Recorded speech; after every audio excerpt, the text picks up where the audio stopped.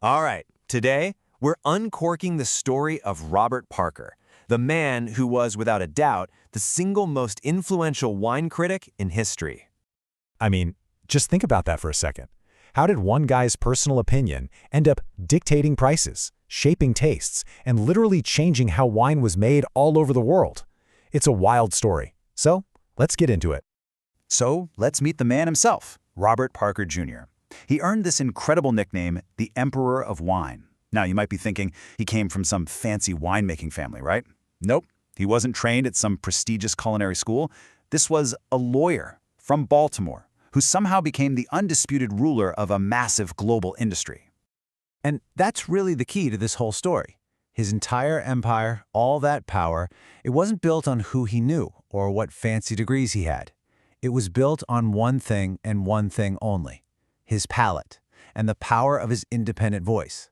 He was a complete outsider who simply trusted what he tasted. Okay, so how on earth does a lawyer become a legend in the wine world? Well, his journey was, let's just say, not your typical career path. And it all kicked off with one trip that would change not just his life, but the entire industry forever.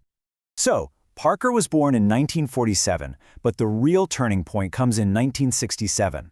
He heads to France to visit his girlfriend, Patricia, and boom, he falls completely in love with wine. And this wasn't just some fleeting romance. This passion grew so strong that a little over a decade later, in 1978, he did something pretty radical. He quit his law career to start his own newsletter, The Wine Advocate. I mean, you really have to appreciate how huge this decision was. He chose passion over security, an incredibly audacious risk over a stable, traditional path. He wasn't just changing jobs. He was walking away from an entire established profession to try and create a totally new voice in a very old-world industry. And his mission for the Wine Advocate? It was actually pretty revolutionary in its simplicity. See, before Parker, wine criticism was often kind of stuffy and inaccessible. He wanted to just cut right through all that and be a direct, independent, and trustworthy guide for regular people who just wanted to know what wine to buy. And this right here, this is where we get to the heart of his incredible power. It all came down to a scoring system, one that was so simple, yet so revolutionary, that it would absolutely change everything. That's it, one number, 100. By popularizing a 100-point scale, Parker tapped into a system that every single one of us understands from our school days. All of a sudden, all the complex, poetic language of wine could be boiled down to a single easy-to-grasp number. It was just genius. And the system was so easy to understand. The scale really starts at 50. A wine scoring between 90 and 95, that's considered excellent. But that top tier, the coveted 96 to 100 range, that was reserved for wines he thought were truly extraordinary. For the first time, you could look at a bottle and see a clear, simple grade. And the impact was massive and immediate. This system basically democratized wine information, making it accessible to anyone. It directly changed what people bought. A high score from Parker could sell out a wine overnight.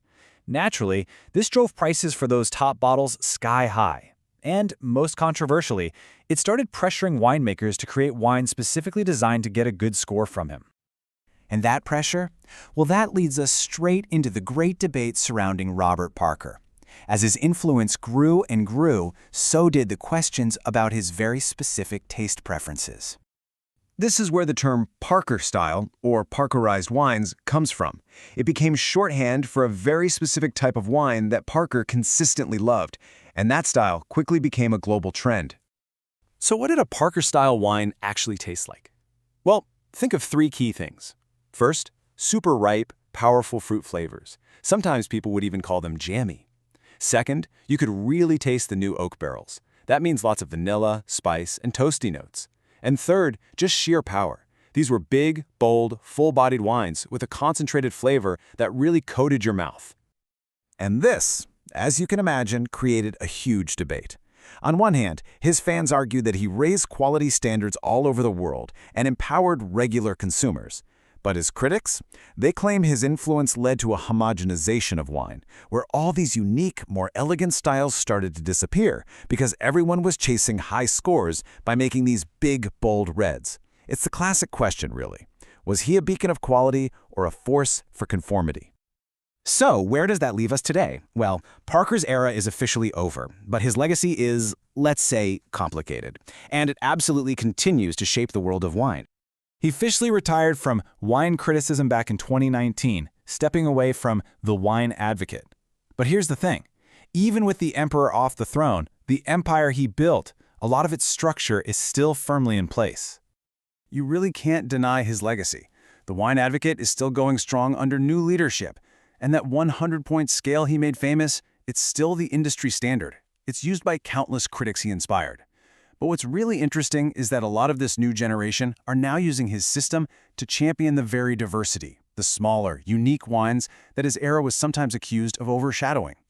Ultimately, by creating a common language for quality, he played a massive part in making fine wine a global market, connecting producers and consumers like never before. Which brings us right back to our central question, but maybe with a little more perspective. We know that taste is deeply personal, right? It's subjective. And the story of Arbor Parker really forces us all to ask, should one person's palate ever have that much power over an entire global culture? It's a question the wine world is still grappling with today.